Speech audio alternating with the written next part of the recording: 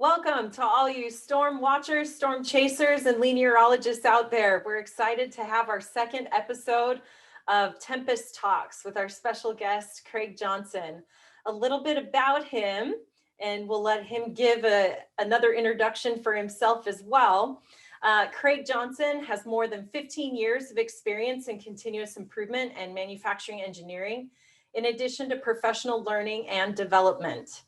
He is a graduate of Weber State University with a BS degree in manufacturing engineering technology.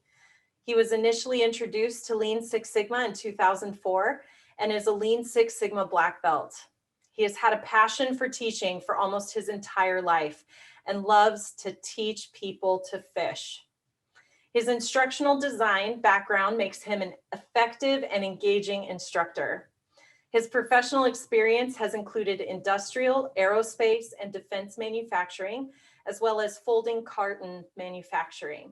He currently serves as the Director of Quality and Continuous Improvement for All Metals Fabrication and is the President of Utah Lean Six Sigma Training Center. Welcome, Craig. We're so excited to have you today. Thank you. I'm happy to be here. I also want to put a plug in there. Craig was one of the first people I met when I first started working right out of college. He was one of the first people. And so we've got a long friendship, long history together. We go way back. We're old friends. Definitely. Well, Craig, how about introducing yourself a little bit? I gave all the instructional stuff, but what are some of your interests as well? So yeah, I've been in continuous improvement for a while now, and I'm getting to the point where it's getting comfortable finally. And good point. And it's interesting. You talked about my background, or it touched on my background in professional learning and development, and there's this concept in learning and development called Bloom's taxonomy, where at the very pinnacle there it's called create, and where you're able to take the things you learned and create your own versions of them, and create unique applications of them. And I'm finding, as I'm starting to teach Lean Six Sigma, that there's some things that I do that I've realized aren't in a textbook. And so it's kind of been this interesting introspective process for me to see where I am, because I'm completely uncomfortable saying that I'm the Lean Six Sigma expert. Yeah, most of us are. That's true. Right. At my heart, I'm just some dude who likes to make stuff, and I like to help people solve problems, and I like to teach. And so to say that I'm the expert is weird for me. So I'm just a guy who likes to share information. So awesome. Yeah, that's just kind of me in a nutshell, I suppose. I'm as you said, the Director of Quality and Continuous Improvement at All Metals Fabrication, which is a metal fabricator here in Ogden, Utah. And when I'm not doing that, I founded Utah Lean Six Sigma Training Center, because I found that the training options available here in Utah were just not widely available. They were very difficult to attain. Yes. They were super expensive and not entirely applicable to what people needed in the workforce. So I thought, with my educational background and my engineering and continuous improvement background, I thought, if somebody's going to fix this problem, it might as well be me. Yeah, for sure. The things that you've done, especially, we'll get into it a little bit more with the pandemic, but some of the things that you've done is identify a need that the industry didn't even realize it needed. For most of our watchers and listeners, Utah has started to become one of the hubs for manufacturing, and has even been called the mini Silicon Valley outside of California. Yep. We call it Silicon Slopes. Yes, exactly. And so all of this knowledge and recognizing that need has been really beneficial in an area that didn't generally have that before. Right. So it's Utah has a tremendous manufacturing base in industry here. We have highly educated workers. We have a dedicated workforce that is growing and is relatively young, and it's a prime opportunity. And So I was born here in Utah. I didn't really grow up here because I'm a military brat, Oh, yeah. but I consider Utah home. I claim dual residency with Iowa, so because that I is like it. and but I love Utah. I love sharing what Utah is, and from our time we spent together, I love Utah, Yeah. and I am passionate about building it up. Not necessarily as a destination. Tourists are great. We love having tourists come in and visit and then go home.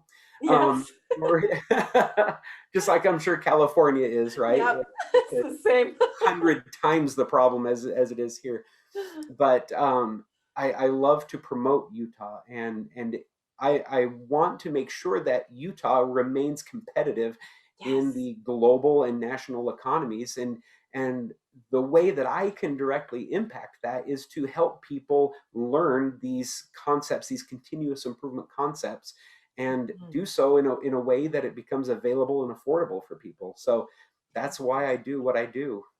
It's awesome. I'm so excited to talk about some of these different storms that you've identified throughout your career, not only at All Metals Fabrication, but obviously the changes that you've made with Utah Lean Six Sigma Training Center. Mhm. Um, Starting off with that, none of us anticipated the storm that hit pretty hardcore about this time frame last year, Yep. and we all know what it's called. It's COVID-19. Many individuals had to now all of a sudden overnight work from home, so that was quite a large storm for many industries to handle, especially industries like manufacturing. And so there's a lot of hands-on work that wasn't able to happen. So if you picture a time, which is kind of hard being the lean professionals that we are, if you picture a time where you didn't have those certifications in lean or that knowledge in lean, how do you think problem solving would have gone with the introduction of the pandemic? Wow, that's a great question because it's funny. I remember when everything kind of hit the fan. It was March 11th, and I remember that because it was my birthday. Oh, And right, great and birthday. yeah, we're sitting in a little Chinese restaurant. My little family and I, we'd gone out to dinner, and and I'm keeping track of the Utah Jazz. I'm a big Yeah. fan, and but I'm trying to be a good husband and father. So I've just kind of put my phone away. But the NBA app will always buzz me, and I get Oh, a yeah. notification. Game start. Utah Jazz at Oklahoma City Thunder. Cool. Okay, I put it away. And about 3 minutes later, I get it again. Bzz, bzz, and I pull it out. Game finished.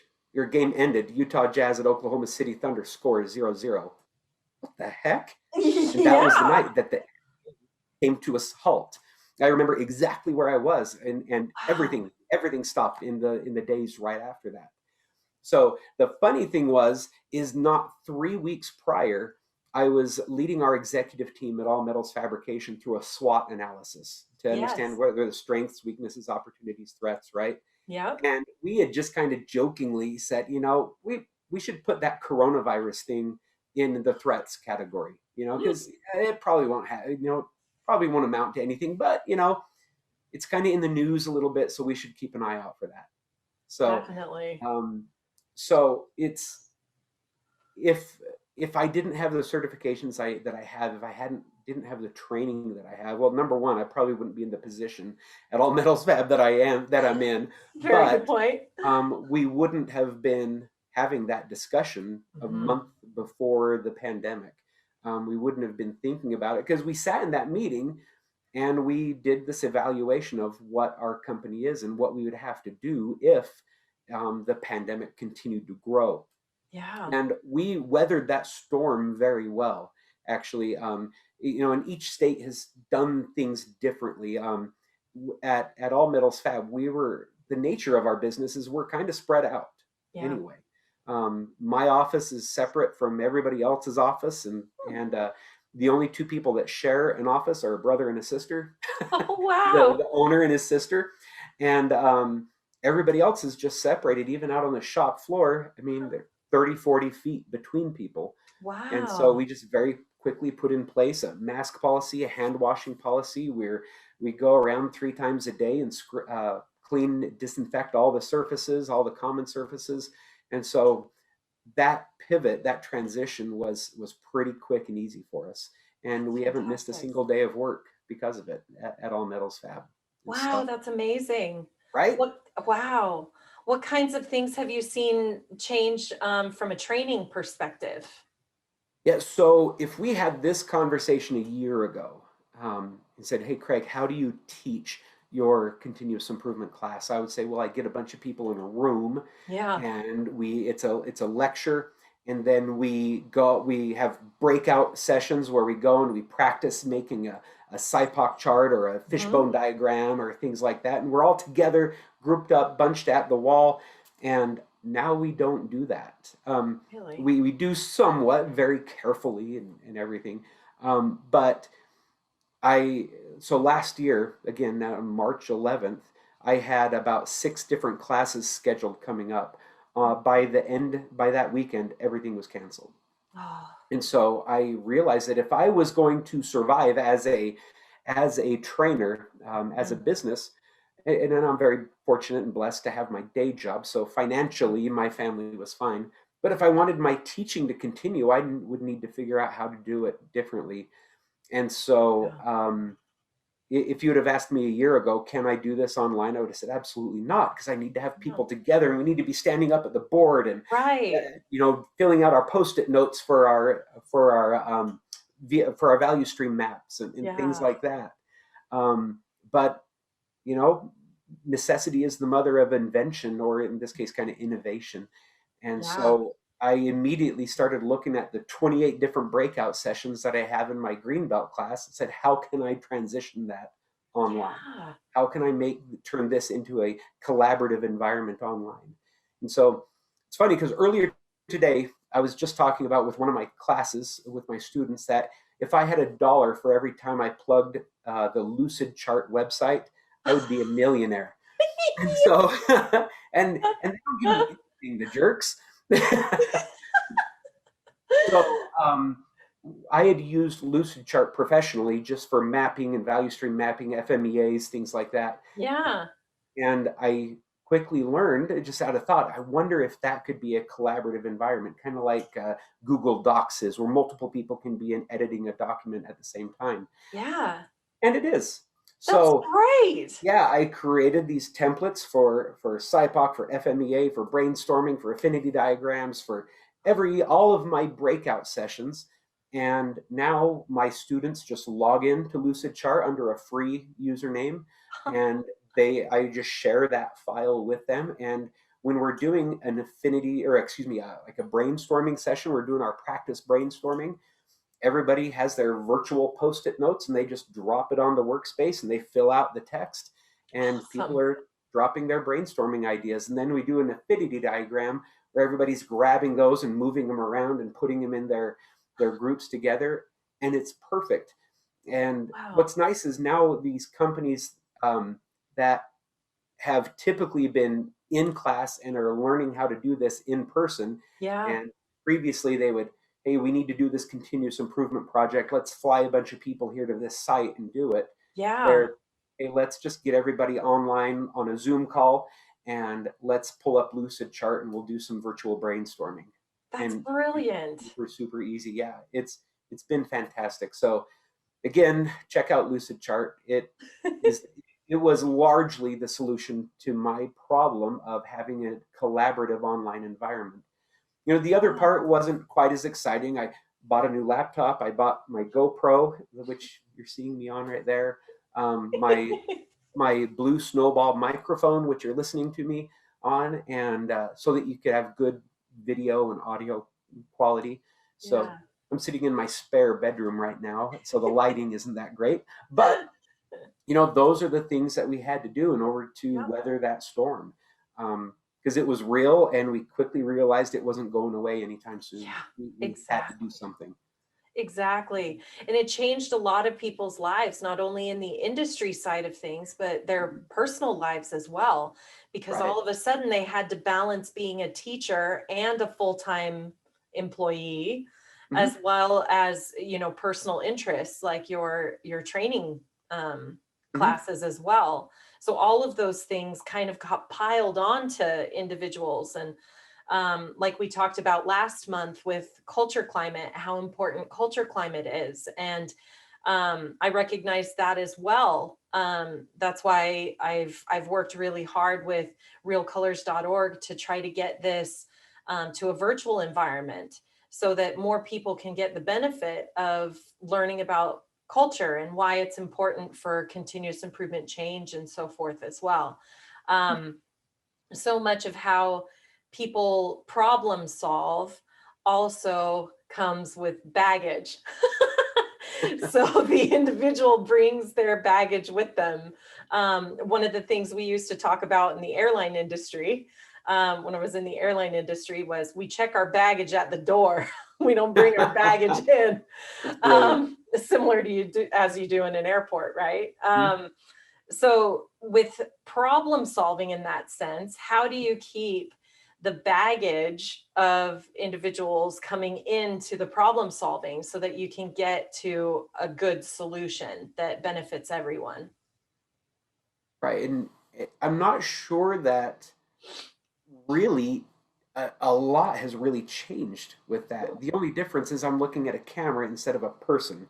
You know, True, true. if I'm looking at you, you're actually down here. The camera's right here, so I'm trying real hard to look here.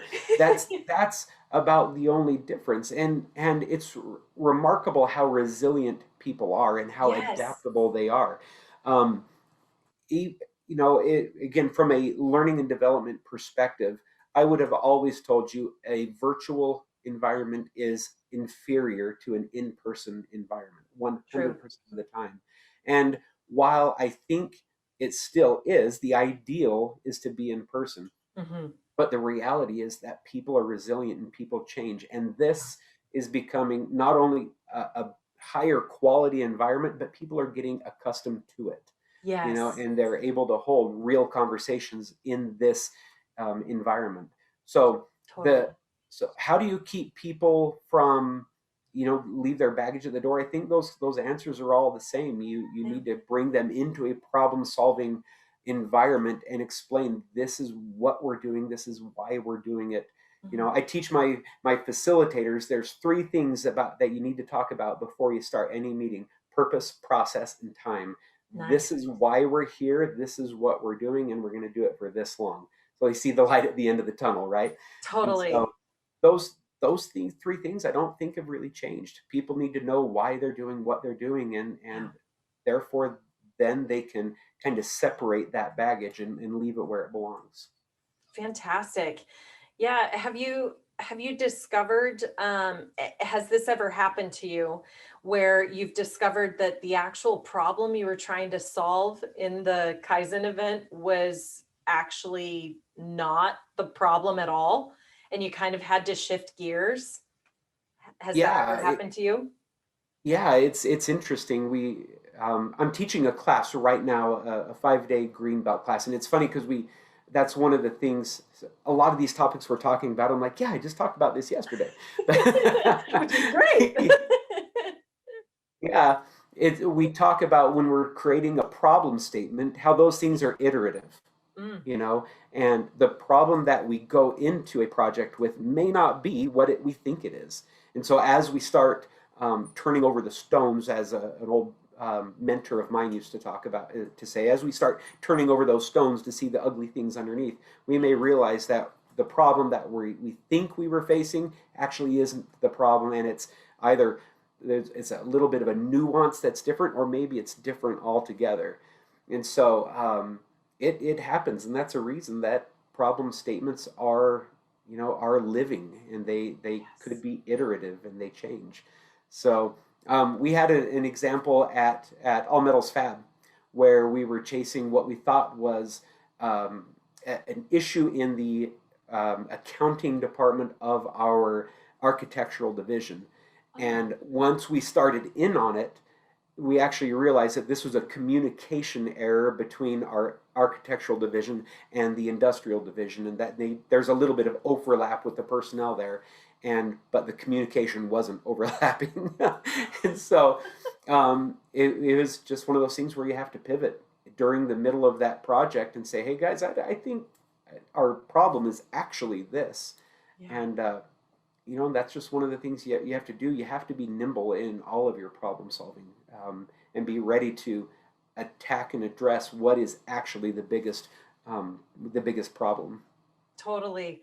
One of the things that I mentioned in my podcast earlier this month was all about the concept of asking the question as a facilitator, asking the question over and over and over again, what problem are you trying to solve? Mm-hmm. Because I discovered, specifically at Tesla, believe it or not, the whole team was so engaged in wanting to solve a problem. Yes, team, put me in, coach, that kind of attitude, which is wonderful. You want that employee engagement. Mm-hmm. But oftentimes they would go 100 miles an hour in the wrong direction. Right. And as a facilitator and as a leader in that system, I would have to step back and remind them, what problem are you trying to solve? Mm-hmm. Is it that we've lost keys? Is it that we don't have enough flow through the system? What problem are we trying to solve, right? Yeah. I feel like, and you can agree or disagree, but what I feel like as a facilitator, you're the most nimble of all the people in a Kaizen event. Right.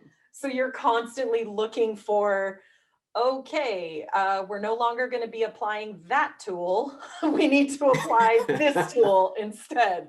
I think that's one of the Yeah. big problems with a lot of continuous improvement professionals is they're a hammer walking around looking for a nail, right? Yes. And I'm going to use this tool. I don't care what I have to do, Yes. and So true. that just doesn't work. You have to be nimble. But as far as the scope goes, that's why, or the staying on topic, I think it's one of those reasons why having an identified scope is so important. Yes, And definitely. again, if you don't know what the problem is, then you're not going to solve it. You might luck into it. I won't say you won't solve it, because you may just happen to luck into it. But the chances are, if you don't know what you're trying to solve, if you don't have something that's tied to some key metric, Yeah. you don't know why you're doing or what you're doing. So having that charter, right? Yeah. Understanding the scope and the boundaries, the resources, the time frame, it's critical. And the person who needs to be most familiar with that is that facilitator who is leading that. And oftentimes the facilitator isn't the person that's in the fray and doing Right. all the decision making in the team. They're just kind of standing back and guiding and steering the group and keeping them on track and helping them through some of the tools that we use. But otherwise, it's just letting them do the work, because they're the experts anyway, right? Typically, you Totally. get subject matter experts. I'm just some dude. I don't know how to run a punch press. Yeah. Yeah, I kind of do, but It's not your full-time job. exactly. So I need them to solve their problems, and I'm Yes. just a helper. So the facilitator really does need to be nimble. I think that's a real astute observation. Yeah, it's kind of interesting too, because you were talking about how a lot of continuous improvement people are just a hammer in search of a nail. Right. I find that with some lean methodology rollouts as well. So with leadership in particular. So leadership will say, I went to this great conference. They were talking about 5S, and I think we need to do 5S. So we're going to just roll it out across the whole board. Right. Everybody 5S tomorrow, get it done. Right. I think you remember that was one of the tools that myself and another coworker named Lanner was trying to roll out at that first job that we had. And we were trying to explain to leadership that no, 5S is a tool, it's not the program. Right. And it's yeah, foundational. This is yeah, how we go about doing it. It's not the end result, you know. right. And so yeah, it's interesting. You really have to do as a continuous improvement professional, you have to do a lot of educating. And Yes. not the educating like what I do with students in a class, but Hmm. it's educating leaders on what they can expect. You know, Yes. as leaders, this is what you can expect from an engaged workforce that's doing 5S. You know, this Yes. is the benefits of it, and this is why we do it. It's more than sweeping the floor. Yes, it's so much more than sweeping the floor. Mhm. And I'm curious because of all of the training aspects that you do. A lot of times people get thrust into a training program like a lean green belt, lean Six Sigma Mhm. green belt / black belt. Um, they're there because their leadership team has a hammer and they know that 5S is going to work. So I'm going to send you to this training program Mhm. that should solve all of our problems.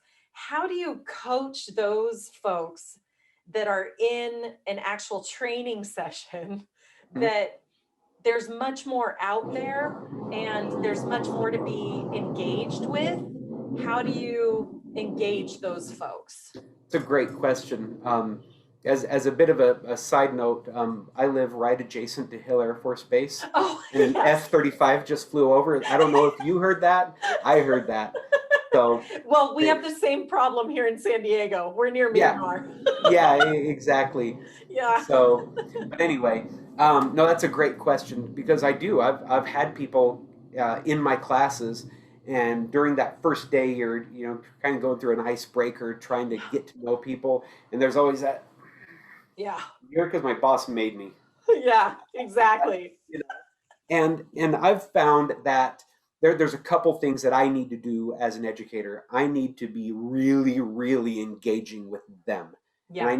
I need to ask them their opinions and for their insights, because they're either going to prove me correct or prove me Right. wrong, Right. right? Yeah. So if I engage with them and help them learn and ask them specific questions about their role at their company, it's really going to help them see, okay, this stuff could help. And Yeah. so the other part is, and this is something I'm really passionate about. My students right now are probably sick and tired of hearing me say this. I teach people that in Lean Six Sigma, I have the statistical side where Hmm. um, there are very specific mathematical rules you have to follow. Otherwise, you're Yes. going to make bad decisions based on bad calculations from potentially bad data, Totally. right? With everything else, do what works for you. Yeah. you know, Do what makes um, sense. Yeah. yeah, exactly. The Lean Six Sigma cops aren't going to come and break down your door because you don't call it 5S. You call it some acronym that works for your organization. Right. Yes. Nobody cares. Do it because it's applicable to you. I tell people that if they go into an environment and they've had a botched 5S implementation on it a couple of times, Yeah. chances are you're going to run into people who don't want to hear anything about 5S. Oh, most So definitely. Yeah. yeah, so don't tell them you're 5Sing. Just tell them, hey, today, you know what? The workload's a little bit light. We've got some scheduled maintenance. So let's take a few minutes. Let's just get all the clutter out of here. Yeah. We Exactly. just sorted. Don't call it Totally. that. Yeah, just say, hey, we're just going to declutter. Let's get all this stuff out of here, and while you're doing it, spray down the machines, get them clean, sweep the floors, and let's focus on that today. Call Yeah. it what you want, but get the work done. So I'm a real proponent of that. There are people out there who they're fixated on Hijunka, and which Yes. is good, awesome tool. Hmm. Nobody outside of you and me and our peers in the industry know what the heck Hijunka is. Yeah. They But if you don't. say, hey, I need to level load this workflow, Yeah. okay, I know exactly what you're talking about. So Yes. there's nothing wrong with using the word Hijunka, but make sure you're communicating effectively. Um, Totally. and even a common phrase like "I'm going to go to Gemba," you know, Yes. people don't know what the heck that means. Yeah. Gemba. What's a Gemba? Yeah, Do I where's need to go buy Gemba? it? Is it on Yeah, Amazon? is Like, that the new gas station down the road? Is that right. yeah? So I'm gonna do that. I'm gonna make a gas station. I'm gonna call it Gemba, and I'm gonna open all Nice. over the country. Hey guys, I'm going to Gemba. You want anything? So I love it. Oh, that would be so great. I'm this is our going to million Gemba. dollar idea, Michelle. You'll be my partner. I'm all for it. I think that's great. I will So definitely buy into that. yeah, but so anyway, that's a long answer to your question of how do I Yeah. engage those people is I I don't take myself very seriously. I take what I teach seriously, Yeah. but I don't take myself very seriously, and I make sure that they know that there's not some rule that they need to follow. They have to do things this way. They have to do things in the way that are going to work for them, and Yes. that's Could not agree more. Yeah. One of my clients, who's actually a company in Utah, they decided to take the whole aspect of life, liberty, and the pursuit of happiness as awesome. their company plan and their company motto. So instead of doing a traditional Hoshin and policy deployment type aspect, they decided my policy and deployment is actually going to be life, liberty, and the pursuit of happiness because everyone Love it. understands that they can buy into it and they want to be a part of it. So it's a great example of identifying a problem ahead of time or identifying a storm ahead of time where we're using a language that people can't relate to. So Right. let's change the language and make it meet our need here and still get the philosophy across that we need, which is beautiful. Absolutely. It's absolutely Absolutely. You perfect. need to speak a common language. And Yeah. I can't expect people to speak my language. I can't walk into a company and expect them to speak my language, Yeah. especially if they have a strong culture. You know, that's Yes. like your client with life, liberty, and the pursuit of happiness. Is that if that's their language, then that's the language I need to speak. So Totally. that's awesome. Yeah. And as a consultant, it adds that other layer as well, where it's I am an invested party because I want to see them succeed, Hmm. but I'm not quite as invested as the company that I'm supporting Right. because they're invested for all of those reasons of life, liberty, and the pursuit of happiness. That's their livelihood, that's their paycheck. And so, me as a facilitator, I come in and as a consultant, I come in and I say, hey, this is your business to run. Here's Mhm. the philosophy behind it, and how do we apply it or adapt it to the problems that you're facing? Um, it's a good habit for facilitators to get into Mhm. that they better understand not where their place is, but Mhm. how they can impact the business in a positive way and help engage employees and have them stay engaged in the Mhm. organizations that they're in. Right. Yeah, There's yeah, nothing absolutely. worse. We've both seen it. There's nothing worse than having a lean or Six Sigma professional come in and say, oh, this is garbage. All of this needs to go. Yeah. This is how Get the rid of it. metric needs to look, all of Yeah. that. You guys clearly don't know what you're talking about. Right. Get rid of it all. Yeah. Exactly. We both Yeah. experienced that. And, Hmm. and a lot of times that's where a lean journey or a continuous improvement journey fails, right? Right. It goes back to that leader who's got a hammer in search of a nail. I saw this great 5S program. I'm going to apply 5S. Well, yeah, you can apply 5S, but you kind of need everything else to Right. support it, right? Yeah. That's just the beginning of it. And you're, yeah, you can't just say, I'm gonna implement any tool, any one tool, and say Right. this is it. This is gonna solve all of our problems. Because it won't. I'd be Yeah. shocked if it did. If one tool solved a problem, every problem, man, what a wonderful world it would be. Right. But Right. One of my clients I was talking to today, she was expressing how lean kind of speaks to her. hmm And I was explaining to her, I think the reason why people relate so well to it is because it's um it's kind of in our nature. Hmm. So we as a human race look for order and structure in one way or another. Right. It helps us accomplish goals. It helps us feel safe. It protects us. So we all look for this kind of structure. So those that really go into the lean philosophy and are really thinking about it, they actually recognize it and they want to be a part of it. So you can tell when something has been instructed from a pure, this is the tool and this is how you should use it, and very rigid, to teaching the philosophy behind it and why it's important. So it goes back to your 3 points of what's required, right? If they don't understand the why, they're not going to participate Right. in solving the problem. Yeah, and I think it's really important to help people realize just that.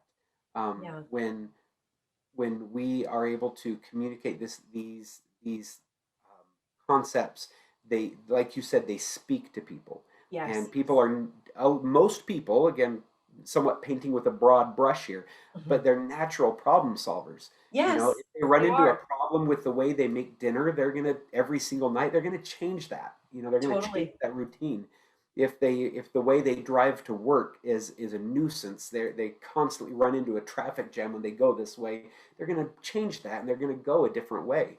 Mhm. One of the things that I hear a lot is, well, this is, you're putting a structure to common sense, and Yes, of course, I'm going to try and think about all these different ways that caused a problem, but I've never really thought of putting a structure to it, so I don't forget to talk about it or to think about a certain aspect.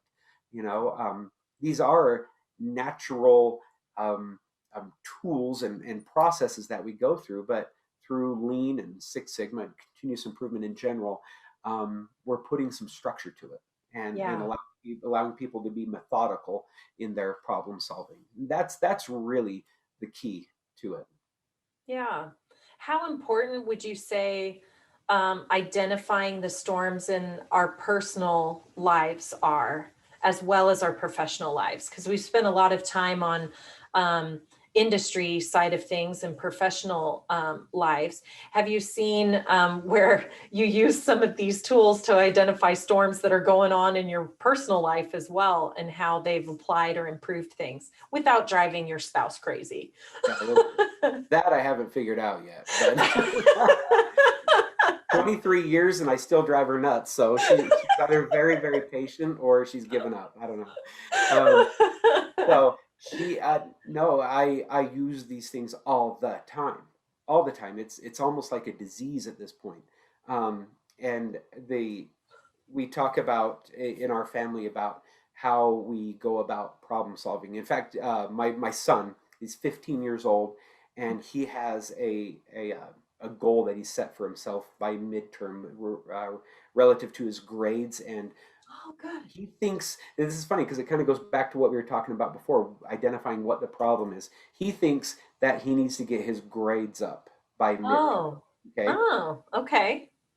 From his daddy's perspective, what I want to see him do is exhibit work ethic and good study. Ah, I really don't care yes, what his grades are. The grades are a lagging indicator, right? right, right. They're So the results metric. What's the exactly. driver? Yeah. Yeah. And so he's been really, really just stressing out about his grades, and what if I do this and what if I don't do that, and what if I don't get an A, and what if I get what if I get an F? I'm like, dude, okay, let's talk about controlling the inputs instead of the outputs, because Amen. you're worried about the outputs. You're worried about the output. The output is some letter grade that's an Right. assessment of your skills.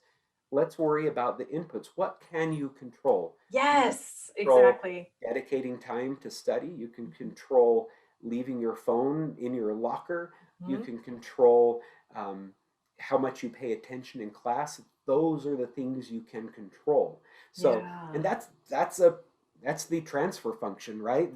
Yeah, We control the x's and let the y's be what the x's dictate, right? And totally.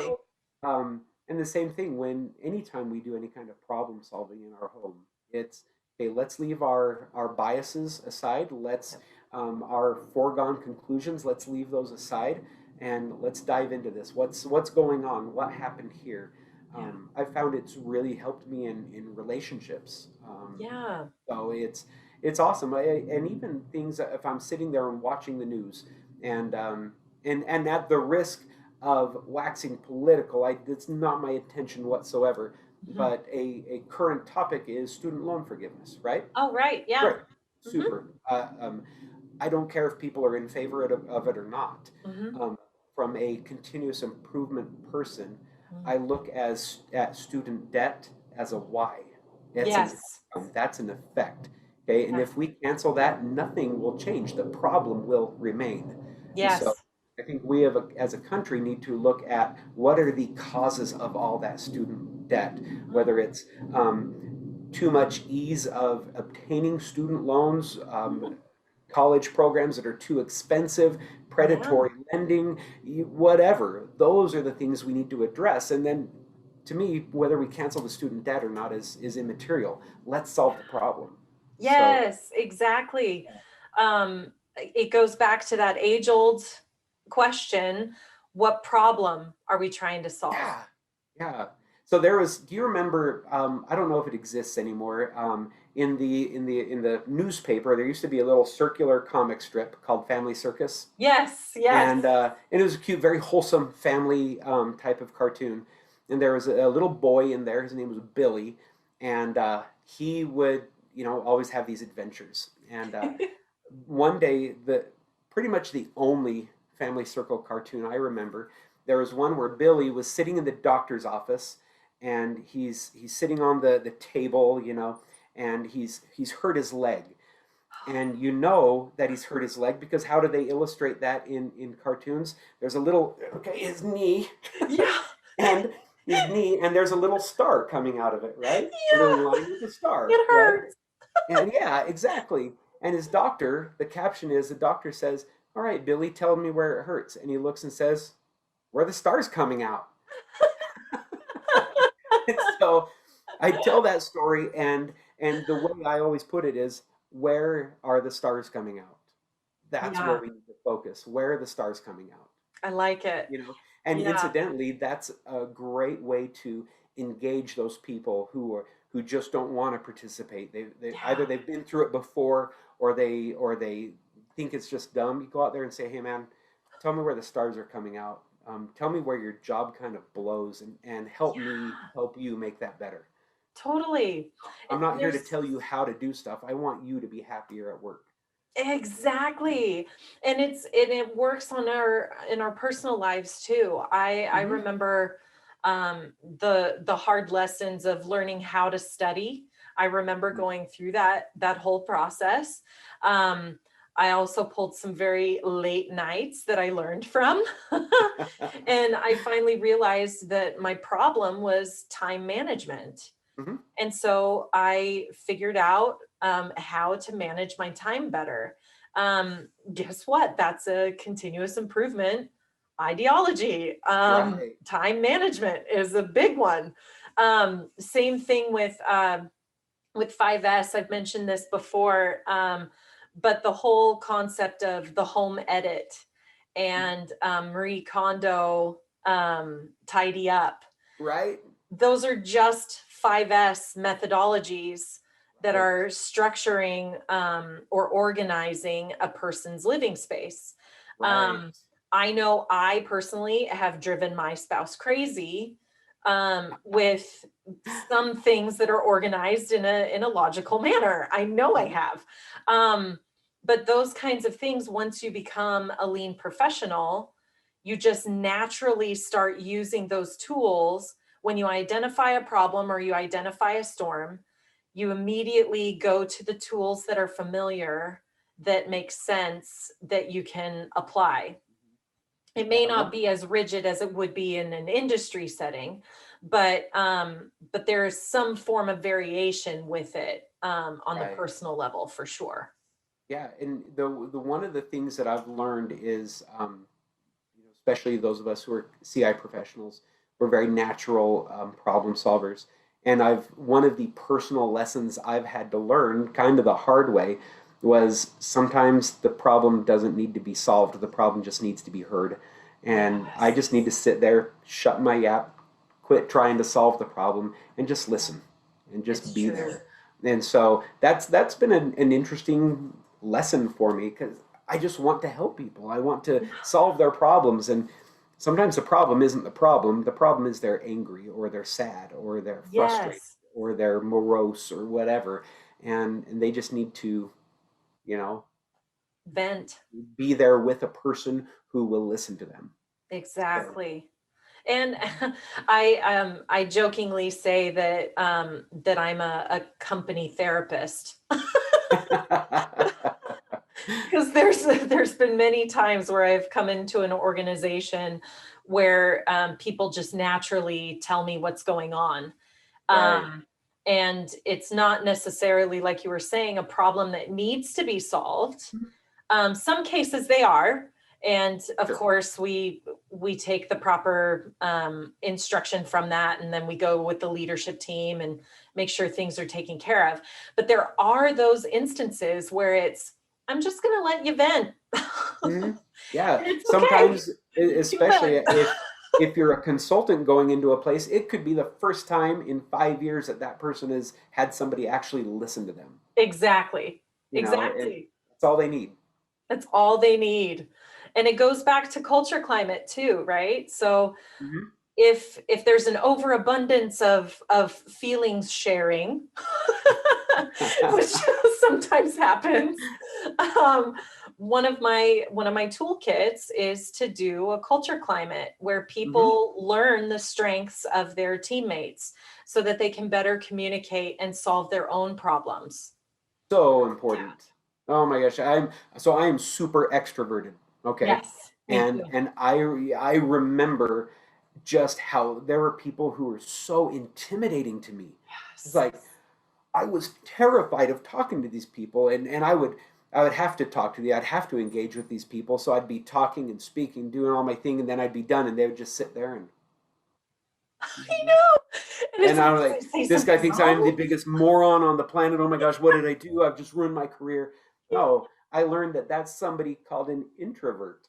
Yes, exactly. And they just need a minute to process the 1,000 words I just spewed at them, and then they'll respond. So It's so that was true. life changing for me. Yes, same.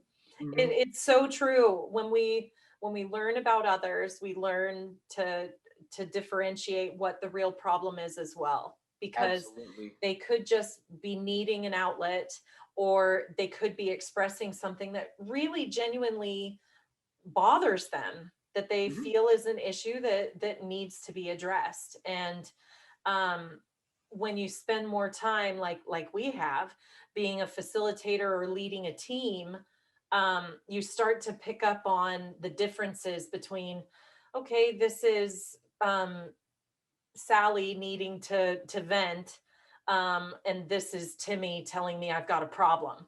Right. um, and so you can start to differentiate those kinds of things. I think we've seen a lot more of that because of COVID, of course, um, because everybody's emotions are hyper extended, because those of us like that are extroverts, we're craving human interaction and we aren't allowed to have it, whereas there's individuals like my husband who say I'm made for COVID. Yeah. Like, This best pandemic ever. ever, because I don't have to talk to people. It's like brilliant, right? Hmm. Um, Yeah. Well, and I've so found all of that. those emotions are impacted. Yeah, and I've even found what it's another lesson that I've learned is that we need to be to have empathy for people, and obviously, but that can be really hard when you have no concept of what other people are going through. So Exactly.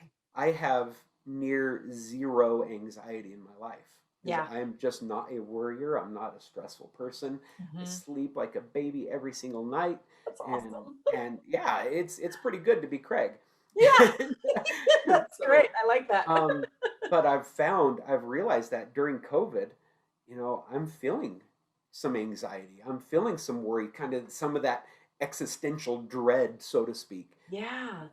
Wow, there people feel this every day, Yeah. you know, Exactly. and like that has completely changed my perspective. So Yeah. COVID has been kind of healthy for some things in our culture. I think Yeah. obviously it's been terrible in many Yeah. many ways, but what a profound learning opportunity this has been, and Yes. growth opportunity. And if we don't take advantage of it, then shame on us. You Yeah. know, we need to learn. We need to grow from this. Agreed. And that to me is to come full circle in our conversation. Um, COVID, yes, was a big problem that many people didn't have on their radar as needing to deal with. Mhm. So they identified it as a problem, but a problem in Asia. It's not going to really hit us. And Exactly. then when it hit us, it was, oh my gosh, now I've got to do something with this. What am I going to do? Kind of thing, right? Mhm. But to come full circle, what has COVID taught us, and what other problems has it helped us identify that we need to take care of? So it wasn't just the now everybody's on Zoom. How do we function in a Zoom world now, or an online world? um, this may have brought up different things for students. Now all of a sudden I am realizing I have a short attention span, and I can't sit in Zoom for 8 hours. I can't do it. So I've got to learn how to train myself or coach myself to glean the information out of these 8 hour classroom days, to get what I need for my degree, or for the elementary school kids and high school kids, in order to graduate so I can be successful. Um, and and sadly, with some individuals, it's highlighted some problems in their personal relationships as well. Absolutely. And those were things that in a normal functioning world, they may not have identified them as a storm in their Right. life They may have until just COVID stayed on that happened. back burner and Yeah. never been dealt with. Yeah. So good, bad, or indifferent. I agree with you. For for me, it's pretty good to be Michelle. Like, um, I but I also wonder if that's partly because both of us are change. We're used to change, so we kind of adapt pretty well in chaos, because Yeah. we've Chaos is kind we've of where lived we it. live. Yeah. Yeah. So it's kind of like, well, I'm in chaos anyway, so I might as well just go Wrap with it the flow. Yeah. up. So like, how am I going to deal with it? Okay, maybe over here I'm going to have a different time management scheme than I would have had before. Now my training that was 100% in person, now I need to figure out how to put it all online so that my clients don't miss out on that opportunity. How can I do consultations via Zoom now, instead of being in person and looking at the actual product or process? So it's been, we've all had to pivot based off of the storm that was identified. But um, I do wonder if us as continuous improvement professionals, it kind of was not easier to handle, but we adapt a little So you bit have better. the tools for handling that change, you know. Yes, exactly. And again, we're and not only do we have the professional skills, but we're kind of mentally prepared for it. You know, maybe even a little bit emotionally prepared for it. So, because it again, I don't mean to downplay it in the least, because it is, I mean, it's been literally life and death, right, Yes, it for has some been. people, and so, but it's just highlights the the importance for not only companies and organizations but people to be nimble and to be Yes. agile, to be ready to learn and grow and change, and you just have to be ready, to be you have to be prepared for, Yeah. for anything. It's You know, so that's tough true. to do because again, who had this on their radar? Yeah. In February of 2020, Yeah. we kind of put it in that little corner of our SWOT analysis and had a little bit of a laugh at it, Right. but it came around real quick. And Yes, it did. so even that tiny little conversation helped a little Yeah, bit. totally. So, that came out of a SWOT analysis of all things. Yeah, of all Mhm. things. One of the things that I've been pondering over the last couple months is that statement that hindsight is 2020. Oh, And so I was thinking, well, no, 2020 is now hindsight, right? oh, I like that. So, what are the lessons? If hindsight is 2020, what are the lessons that we learn in hindsight from 2020? And Awesome. and I've been pondering that. What are the lessons that I learned? And some of those lessons have been to be more empathetic to people who have anxiety issues, who Yes. have depression, to be more kind, to be more active in my love and my service to other people. Yeah. There's an elderly couple who lives down the street, and I stand in their driveway and I talk to them from the sidewalk or something like that, and they leave a little plate of cookies on their porch. Um, these are, especially the elderly people in our communities. These are people that haven't been out of their homes in 8 months, Yeah.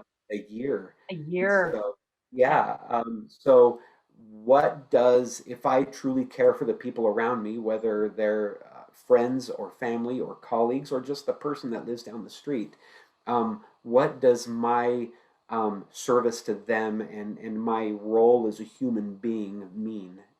It's a little bit different these days. It's a little bit more purposeful.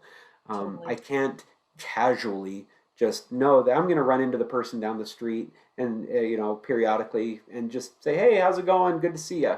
I have to be a little bit more meaningful and a little bit more purposeful in it. So that's kind of one of my key takeaways from 2020 is That's be awesome. purposeful in our service to humanity. Yeah, that is fantastic.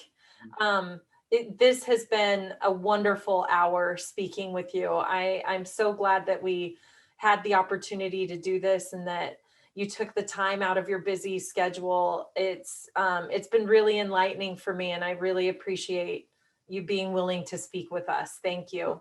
And likewise, I always look forward to our conversations, Michelle. It's this will be the highlight of my week. So I appreciate your friendship. Um, Early in, when we first met, I appreciate you taking the time to teach me and be patient with me. There's some very important things that you have taught me Oh, wow. about being a good professional. And Thank you. so I remember one day you and I were out on the shop floor. If you remember our old colleague Logan Mullen, Yes, Logan. and yeah, great guy. And we're out and we're out in the Gemba. We're talking to some people and we're talking about some issue. I can't even remember what it is. But the shop employee that we were talking to said, "Well, this happens, this happens, this happens," and Logan and I both were like, "No, that's not the way it happens. It's this, this, this." And you kind of pulled us both aside after that and said, "Did you notice how he just shut down and he didn't give us any more information after that?" It's like, yeah, Interesting. but he was wrong. He didn't say it. It doesn't matter. You guys shut him up, and now he's, you know, because of the way you acted in front of him, he's not gonna be nearly as willing to share it. I've never forgotten that. And Wow. it was a little bit of a ship steering that came directly from you. Wow. Well, thank you for sharing that because wow. I'm So so glad because I feel like, my first job right out of college, you made it manageable. I'm so grateful for that's your funny. for your friendship and guidance as well because I was the lone ranger there for a while in continuous improvement, Yeah, and it was yeah. hard. It It was was a really tough it was hard. a tough environment for us. It was a rough environment, and Yeah. so it was nice to have somebody that was willing to work with me. Yeah. So Well, I I think that's appreciate part that. of the what we have to do is we always have to be looking for the positive influences in our lives, Definitely. and whether it's professionally or personally. And I quickly recognized that you were going to be a positive influence in my life. So Likewise. Thank you so much. I'm awesome. so glad we've stayed in contact. Yeah, likewise. So thank you for the invitation to be on. This Yes. is this is fantastic. I've loved the conversation. And I love that this isn't about tell me what you think about 5S. Tell me what you think about a SIPOC chart, and what are some tips to people to use when they're doing this. It's about why we do what we do, Exactly. what Why it is. we love it. Yeah, absolutely. So this has been a lot of fun. Awesome. Well, thank you so much. And for all of you that have been watching with us, please, please, please definitely look at Utah Lean Six Sigma Training Center. The stuff that Craig has been doing has been really like earth-shattering, changing for the Six Sigma training programs. And so I encourage anybody to look at that from a virtual perspective. So there is an opportunity to become certified. It has not gone away in COVID. It's available. So definitely please look them up. They have a website as well. And like Craig mentioned before at the beginning of this, he is actively teaching and coaching and training in those classes. So definitely look him up. And again, thank you so much, Craig. I appreciate you being with us, and we'll definitely invite you back. It'll be good Awesome. to chat again. I can't wait. Okay. Have a great night. I will You see you. too. Thanks so much. Bye. Okay. Bye-bye.